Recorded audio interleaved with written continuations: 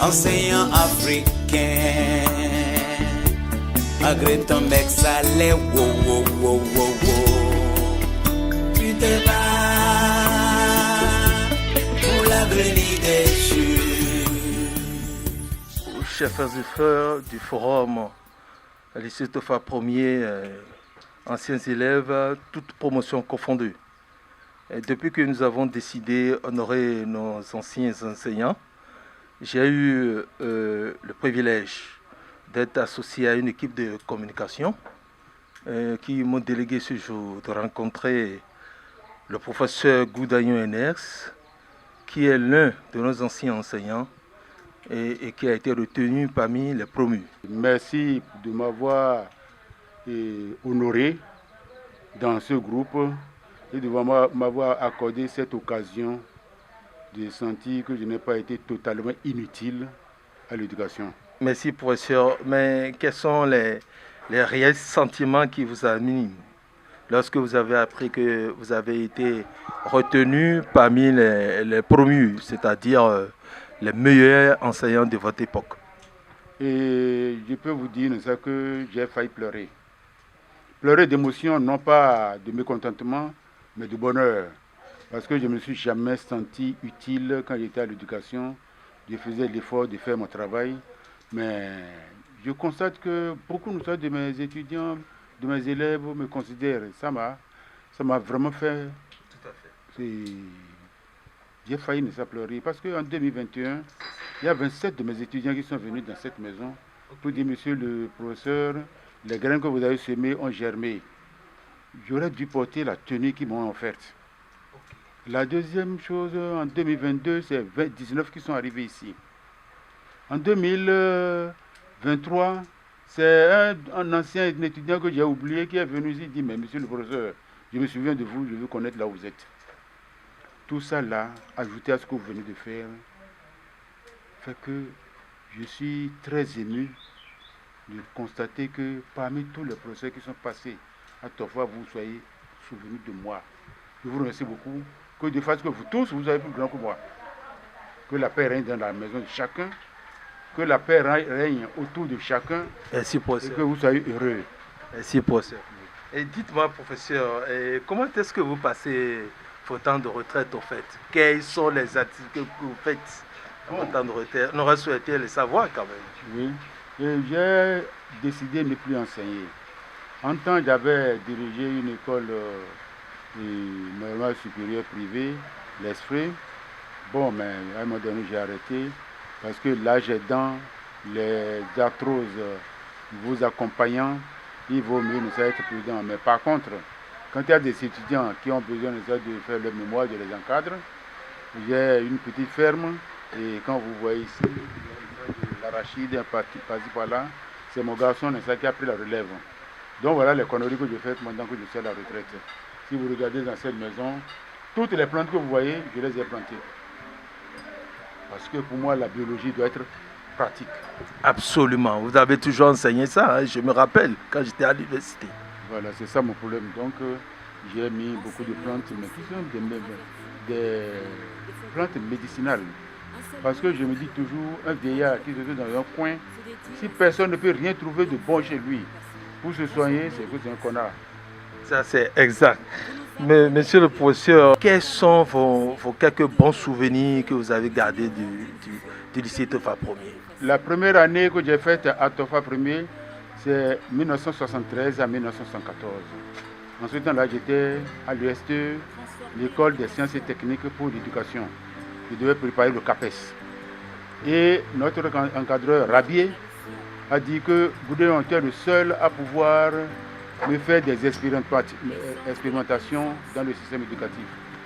Je ne sais pas si c'est un hasard qui l'a poussé à le faire. Il faut dire que j'avais un cursus scolaire où j'avais un professeur, M. Claude Rouchouz, qui faisait des recherches sur les plantes des bornes de l'eau. Et je l'accompagnais en première. Et quand j'étais en terminale, je l'accompagnais aussi. Et donc, à l'université, j'ai été premier de ma promotion. Est-ce que c'est tout ça là qui, mis bout à bout, m'ont choisi? Et je devais faire deux expérimentations. La première, introduire la reproduction chez les êtres vivants dans les programmes en classe de 6e. Et c'est vous qui avez fait à l'époque? Oui. Donc c'est moi qui devais faire l'expérimentation. J'ai été très heureux qu'aujourd'hui, j'ai au moins 2 d'entre elles plutôt, parce que c'était uniquement des filles. Il y a Madame Zinou, qui est inspectrice de l'enseignement secondaire en SVT. Il y a Dossou Rufine, paix à son âme, qui nous a quittés. Ça m'a vraiment fait mal.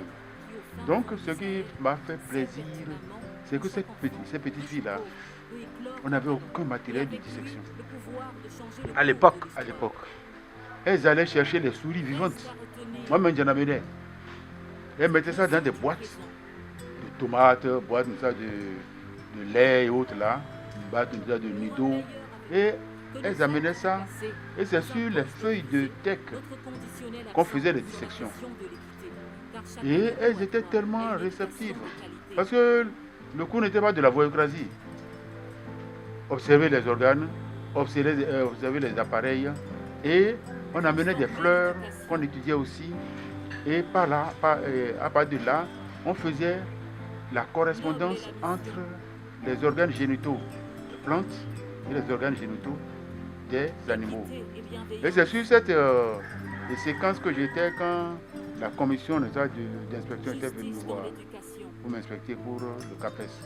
J'étais très heureux que des petites filles comme ça s'intéressent à des connaissances sur du matériel dérisoire.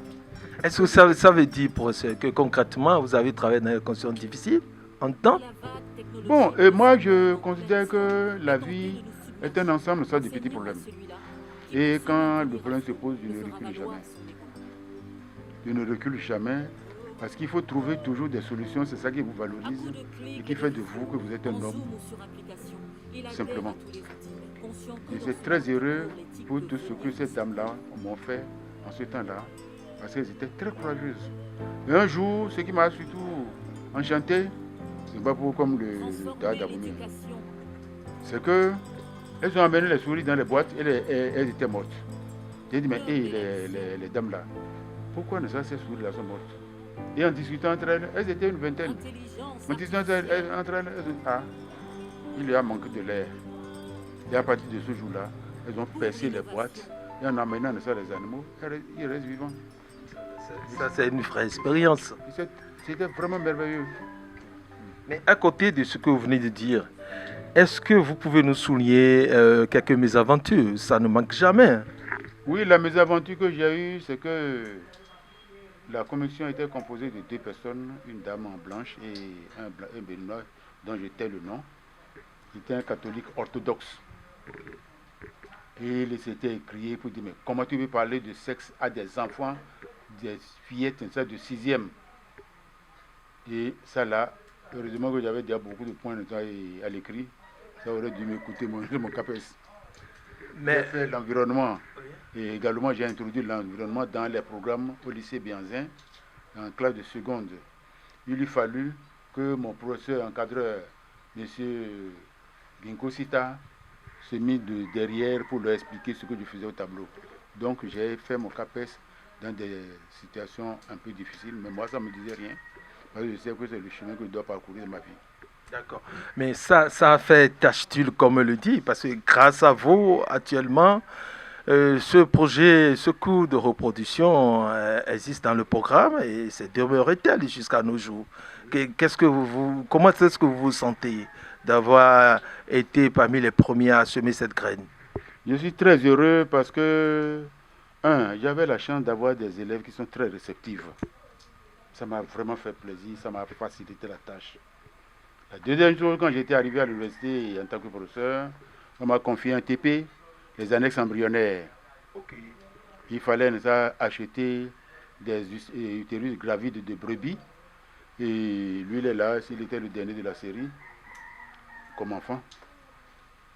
À 7 heures, quand il se réveille, je ne suis plus là parce que à 4 heures, je dois être à l'abattoir pour acheter les utérus gravides. Il y en avait besoin de 200 dans l'année. Et j'allais à Calavi les formuler, même les jours de fête avant de revenir à la maison. J'habitais pour nouveau avec eux. Donc j'allais à Calavi formuler ça. Donc ça m'a renforcé dans cette aventure que j'avais commencé avec ces enfants-là. Voir comment le fœtus se comporte dans le ventre de la mère, les années, c'est-à-dire les enveloppes qui l'enveloppent et qui le nourrissent, et le système de circulation et entre la mère, entre les organes et le cœur, tout ça là, ça m'a renforcé dans ma capacité. Et je suis très heureux aujourd'hui que partout on parle de sexe. Il y a même un ministère de l'environnement. Bien sûr, tout à fait. Grâce à vos initiatives. Ce qui m'a le plus fait heureux qui a fait mon bonheur, c'est que mon fils est devenu docteur en environnement. Je suis en train de remarquer que vous êtes assis au milieu des zèbres. Est-ce que vous pouvez, si cela ne vous gêne pas trop, nous parler de 2 ou 3 zèbres parmi les zèbres que vous avez? Oui, et comme je vous l'ai dit tout à l'heure, quand tu es un vieillard dans un quartier, et que quelqu'un a besoin d'un Philanthus amarus que vous appelez rien, oui, dis bien chez vous qui ne trouve pas, c'est que vous êtes un connard. Comme je n'enseigne plus, et j'ai fait la zoologie à l'université, mais je me suis dit, il vaut mieux que pour me reposer, me mettre un peu dans les plantes, et je vais vous faire rire. Vous voyez la plante qui ressemble au filaola. On appelle ça le tuyard. Tout à fait. Vous avez un ici, vous avez un là. Quand j'étais au primaire, mon maître avait une règle qui était faite du bois de ce table-là. Et la suite? Et quand il était très pendant ça, la matin, là, tu es content quoi. Alors, en souvenir, j'ai mis un de chaque côté de la porte, comme ça, en rentrant, je me souviens du maître et de tout ce qu'on a enduré de beau. Mais ça, c'est un bon souvenir. Il faut toujours se rappeler de ses maîtres. Il faut toujours se rappeler de ceux qui vous donnent le savoir. C'est dans cette logique que nous, que vous avez tenu au lycée Tofa Premier, nous avons pris la décision de revenir le voir et pour nous abreuver davantage à la source de votre sagesse. Professeur, on ne vous oubliera jamais. Dites-nous, qu'est-ce que vous pensez de cette initiative? Qu'est-ce que vous pensez actuellement dire aux organisateurs pour pérenniser ce que nous voulons de commencer? Moi, je suis très, très, très heureux que dans ce pays, il y ait des élèves, des étudiants qui se souviennent de ceux qui ont contribué à leur élévation. C'est pour ça que, pour pérenniser ça, moi, je me suis dit que si on pouvait mettre en place une petite cotisation, pas grand-chose, qui permet d'alimenter la cagnotte et vous permet de continuer le travail. Bon, et je vais vous indiquer une plante là. C'est le Neubaudia laevis, et que vous appelez, comment on appelle ça en fond? Desserrement, qu'on appelle ça le zop africain. C'est le symbole de notre divinité Ogun. Donc pour matérialiser ça et savoir que je suis un nègre, un africain, j'ai mis ça là juste à la porte. Parce que Ogun, c'est le premier personnage qui a eu à développer la technologie d'extraction du fer du sol. C'est pour ça que pour pérenniser ça, j'ai mis ça à la porte et pour montrer que c'est lui qui a trouvé le fer, au lieu de mettre de l'huile et conneries, j'ai mis un peu de grillage métallique. Okay, tout à fait. Ensuite, vous avez un ficus là. Ce ficus là. C'est vous qui avez planté tout ça? Oui. Il donne des fruits au moins 4 fois par an. Et les fruits interviennent dans le traitement des infertilités masculines et féminines. J'ai un pharmacien, quand les fruits sont mûrs, lui viennent tout ramasser. Et bah, moi, j'ai dit je ne vends pas parce que 1, c'est Dieu qui l'a créé. 2, je ne suis pas pharmacien. 3, je ne suis pas médecin. Je ne vends rien à personne. Mais qu'est-ce que vous faites avec rien? Mais si quelqu'un vient et dit, je vais prendre ça là, je lui donne. Ok, d'accord. C'est ça le rôle du vieillard dans le quartier. Ça là, vous appelez ça Aloviaton. Aloviaton, exactement. Aloviaton. C'est ça que vous voyez devant vous là. Voilà. Okay. Le Crassiva religiosa, c'est un antibiotique. Donc, si quelqu'un a besoin d'antibiotiques, je lui donne ça. Il vient chez le vieillard, oui. Du quartier. En attendant, on a dit, il faut le camp. Donc, voilà un peu, là, vous avez le noni. Et il semble que ça traite à la fois le diabète, l'hypertension et même le cancer. Bon, ce que vous voyez comme des flèches là. Oui. C'est la sensibiliser. Ok. On appelle ça... Mais ça confirme ce que Amando Pateba a dit. Hein? Hein, un vieillard qui meurt. C'est plus qu'une bibliothèque, hein? Saint-Sever, on l'appelle également la langue de ma belle-mère. Ma belle-mère est déjà morte, malheureusement. Ensuite, on l'appelle également l'épée de Saint-Michel. Donc, il semble que quand c'est dans une maison, il y a la paix. Professeur, et je ne sais pas si vous pouvez vous rappeler, quand vous étiez jeune enseignant au lycée Tofa 1er, et la directrice qui était là à l'époque, c'était qui au juste? Madame Pouillon. Oui, Poignant. C'est Pouillon. C'est la deuxième fois que je suis arrivé au lycée. La première fois, il me semblerait que c'est Madame Barbosa. Barbosa, d'accord. La première fois, c'était Barbosa. La deuxième fois, c'était Madame Poyon. Quels sont les souvenirs que vous avez gardés de ces deux directrices à l'époque? Bon, et c'est quand tu te comportes mal que tu peux sentir les affres d'une personne. Tout à fait. Comme j'étais discret, c'était mon travail qui m'intéressait. Parce qu'en 1980, en pleine année scolaire, le ministre Guézouget nous a envoyé avec mon collègue Adoukonou Benoît, physicien, nous a envoyé là-bas pour régler certains problèmes que les ligueurs posaient entre eux et mettaient ça à l'école à mal. Comme Adoukonou et moi, nous sommes deux larrons en foi, on s'entend bien. Quand j'ai un cours qui me demande de la chimie, je lui demande de faire le cours et moi je récupère les données pour faire mon cours de biologie. Et il m'appelle Batracien. Moi je l'appelais un état abominable. À l'époque. Si je prends mon portable maintenant, je vais l'appeler. Donc voilà un peu. Adoukonou Benoît. Ah, mais quel hasard. On dit toujours. Oui, mais bien sûr, papa. On dit toujours qu'il n'y a pas de hasard dans la vie. Il est parmi les premiers. Il est inspecteur de l'enseignement secondaire. Eh mais il est parmi les premiers. On doit le voir aussi. On doit le voir aussi, discuter aussi avec lui. Non, il et est très bon. s'il pouvait prendre en direct, ce serait très bon. Et parmi vos anciens élèves qui sont devenus aujourd'hui des cadres, est-ce que vous vous rappelez de quelqu'un qui vous a marqué personnellement? Il y a Benou Lakim. Très bien. Il est très bon. Et il a même travaillé avec moi quand j'étais directeur de l'école noire supérieure. Actuellement, il est quoi? Actuellement, il est le recteur de l'université d'Abomey. Okay.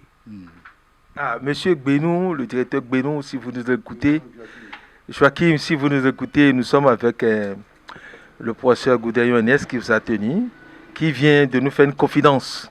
Il vient de nous dire qu'il a gardé un très bon souvenir de vous. Et chapeau et félicitations à vous. Et nous avons le plaisir aussi de vous inscrire sur notre forum, le forum des retrouvailles. Le forum qui va permettre de préparer la grande fête de novembre 2023. Et voilà, à l'instar de tout ce qui a été dit par le professeur. Le professeur Adoukonou. Oui, la République. J'ai les amis du lycée Tofa 1er qui sont avec moi ici. Je vais te le passer. Mais tu sais, nous sommes retraités, ainsi tu bouffes trop mes crédits. Oui, professeur Adoukonou Benoît, bonsoir. Bonsoir, ouais. Oui, moi c'est Francis Rousseau. Vous m'avez tenu en physique-chimie au lycée Tofa 1er. Oui, bien sûr, professeur, il a de cela longtemps quand même. Hein. Et Francis Rousseau. Ah, Rousseau. Oh, oui, il y a très longtemps. Ouais. Ok. Nous avons décidé de venir vous voir. Je ne sais pas si vous êtes déjà au courant. Vous êtes parmi les promis comme votre ami le professeur Goudayon Enes. Et nous préparons à venir vous voir pour vous interviewer par rapport à tout votre passé au lycée. Vous êtes au courant de l'information? Oui, quelqu'un m'a parlé, je crois qu'il s'appelle Patrick, je crois. Hein. Oui, Pibolet. Voilà, c'est ce qu'on a. Il m'a informé que nous allons nous réunir au lycée Tofa pour manger ensemble. Puis je lui ai dit que c'est pas mauvais ça. Parce que le retraité n'a pas beaucoup d'argent pour manger. Alors si on peut le faire manger gratuitement, c'est pas mauvais.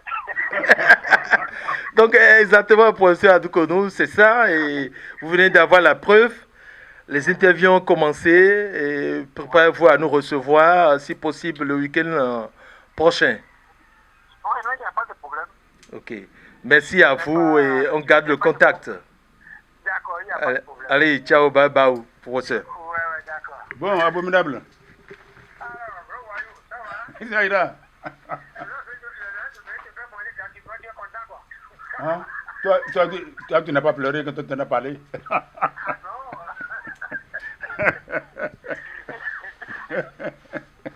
Bon, bonne soirée, mon frère. Chers amis du Grand Forum des retrouvailles, tout à l'heure, vous avez suivi un peu les échanges entre les deux professeurs. C'est comme ça qu'ils passent leur retraite. Ils s'échangent, ils sont toujours en contact. Et voilà, nous avons voulu vous faire la découverte de vivre réellement en temps réel, de voir comment ils vivent leur retraite. C'est comme ça que ça se passe. Alors, professeur, votre mot de fin. Le mot de fin, ce que je pourrais vous dire, si vous voulez être honnête dans votre vie, il faut être enseignant. Parce que l'enseignement plutôt, c'est un sacerdoce. Vous servez, mais il ne faut rien attendre. Mais il faut servir avec amour. Parce que élever des âmes, c'est une fonction extraordinaire. La deuxième chose, il faut travailler beaucoup en tant qu'enseignant pour élever son propre niveau afin d'améliorer le niveau des autres. Et la troisième chose que je pourrais ajouter, lorsque vous avez la connaissance, que vous la transmettez, vous la démultipliez, vous vous enrichissez. Parce que le nombre de personnes qui peuvent témoigner de ces connaissances-là sont de plus en plus nombreuses. Donc, à partir de cet instant, moi je considère que dans cette vie, éduquer et les gens enseigner sont deux choses qui sont extraordinaires et que moi je voudrais que vous les enseignants, vous puissiez valoriser. Parce qu'il y a des gens qui croient que l'enseignement c'est la paria. C'est totalement faux. C'est totalement faux. Quand vous pouvez donner de la connaissance, moi je distingue deux choses. Le savoir et la connaissance ne sont pas les mêmes choses. Tout à fait. Le savoir, c'est ce que vous avez entendu, qu'on vous a raconté. La connaissance, c'est ce que vous avez pratiqué. C'est le savoir que vous avez mis en expérimentation, que vous avez valorisé. Comme on le dit dans nos langues, quand vous avez le gris-gris, il faut le tester pour savoir s'il est fiable ou non. Non. Donc, le savoir que vous recevez, l'enseignant doit amener l'apprenant à le tester. C'est pour ça que je déteste un peu deux mots que les gens confondent aujourd'hui. La didactique et la pédagogie. La didactique, c'est l'art d'apprendre à apprendre. La pédagogie, c'est l'art de transmettre. Ce n'est pas la même chose. Et c'est sur ces mots de sagesse du professeur Goudayon Enes, ancien enseignant du lycée Tofa Ier, ancien enseignant à la faculté de sciences et techniques de l'Université nationale d'Abomey-Calavi, que nous terminons cette interview. Merci professeur. Merci, et à très très prochainement. Et que Dieu vous accompagne dans ce que vous avez initié. Amen. Abonnez-vous à la chaîne du Coin TV et cliquez sur la cloche de notification pour ne rater aucune vidéo.